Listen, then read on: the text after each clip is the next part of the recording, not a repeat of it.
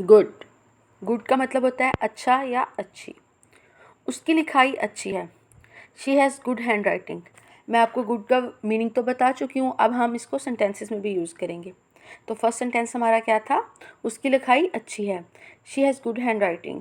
मेरे पास एक अच्छा ख्याल आया। हम बोलते हैं ना मुझे एक बहुत अच्छा आइडिया आया है, तो ये उसके लिए बोलेंगे आई have a good idea. I have a good idea. तुम एक अच्छी पकाने वाली हो। अब हम ये तो नहीं कहेंगे तुम एक अच्छी खान समा, वो परमानेंट कोई उसका प्रोफेशन तो नहीं है कुकिंग। तो हम क्या बोलेंगे? तुम एक अच्छी पकाने वाली हो। You are a good cook. You are a good cook. वो अच्छी याददाश्त की मालिक है। She has a good memory. She has a good memory. ये एक अच्छा सवाल है। It's a good question. It's a good question. मेरी सूंघने की इस बहुत अच्छी है। I have a good sense of smell.